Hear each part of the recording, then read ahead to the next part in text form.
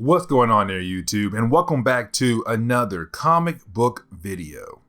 This is the channel where we sit down and cover different comic book stories from different comic book companies.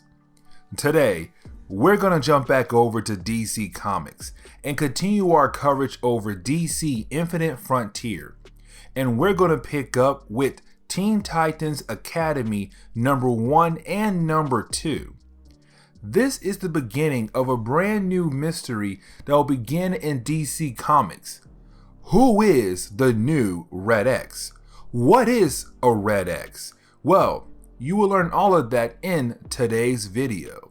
So please hit that like button down below and also subscribe to the channel for more content to come in the near future.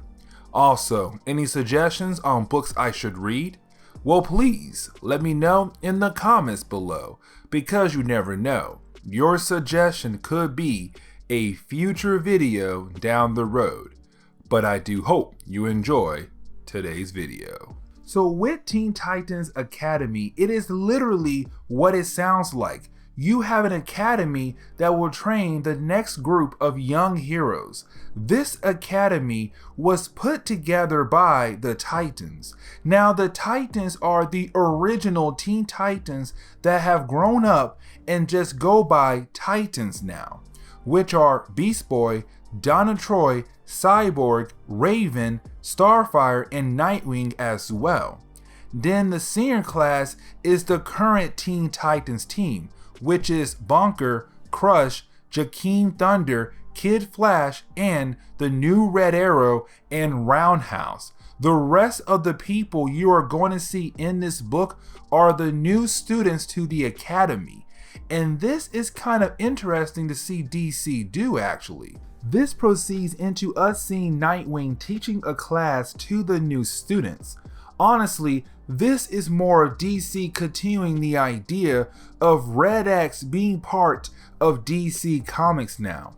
This idea was first introduced in Teen Titans, the animated series, as a villain persona Dick Grayson went through when he was Robin. That same concept was transitioned into the main DC universe. The reason why it is being brought up right now in his class is because someone is messing with the computers and a Red X hologram appears. It leads into Dick Grayson explaining that when he was Red X, it was a dark time for him. And he is lucky enough that the Teen Titans were there to help him through the process in his life. The question is though, who hacked the system and made Red X appear in his classroom? We do get a page where we see the new students getting used to the place, but we also learn that Billy Batson, aka Shazam, is here as a student as well, which is actually very interesting to see. A lot of these characters we are going to learn more about, it seems, as the series continues on, but some will play roles in other titles like Suicide Squad. One of the characters we learn about is Brick, who can create organic EMPs, where we see him in the training room fighting against some Red X holograms. This is the moment where we see Donna Troy appear, because she is supposed to be his advisor. Now this is going to be another thing that will begin the process of having everyone wonder the big question: who is the new Red X? Then another page is given to us to explain another student's power. His name is Tuber, and apparently the only power he has is to shapeshift into a tube. So honestly, kind of a sad character. Maybe he will improve down the road. Some time has passed by, and we see that the whole school is celebrating Dick Grayson's birthday. Where this is supposed to be a nice celebration for everyone, we see that someone was able to find the original mask of Dick Grayson when he was Red X. They planted it somewhere in the party knowing that Dick Grayson would find it. The question is, who planted it? Now to Dick Grayson, maybe this is some kind of joke, nothing too serious. But of course, to be on the safe side, you have him discuss with everyone about how bad it was for him to go down this path, how it almost ruined who he was. But again, thanks to the Teen Titans he had around him back then, they were able to pull him back into the light. The next section lets us know that there will be someone going around pretending to be the new Red X. The question is, who? The way the story goes, you would think it is Brick, since they find him in the training room still. When Dick Grayson and Starfire find him, he leaves in a hurry. Now, Dick Grayson does not chase after him because, well, Starfire is trying to spend some alone time with her man. DC is back with the idea of Dick Grayson going back and forth with Barbara Gordon and Starfire, since they are both his love interests. But before we can explore that, we see that someone has taken the Red X mask and is wearing it in the bathroom. The question again is, who is the new Red X? Now, the second issue, of course, skips what may seem like a couple days, but we pick up with one of the students named Alenta, whose code name is Bolt. Now, we will learn more about why her name is Bolt here in a minute. We actually first saw her on this channel in Suicide Squad number 2, where Amanda Waller was thinking about recruiting her for the new Suicide Squad team. But getting back to the main story, we see that she has been cornered by the new Red X, and we still don't know who it is, but we do know that she tells him to go ahead and kill her. Before we can see what happens, we actually jump back before she is cornered by Red X, where we now see her showing off her powers to Cyborg. This is the point we learn more about her. See, she is a speedster like Barry Allen, Wally West, and many other characters in Flash comics. The only thing is her connection to the Speed Force has a limit.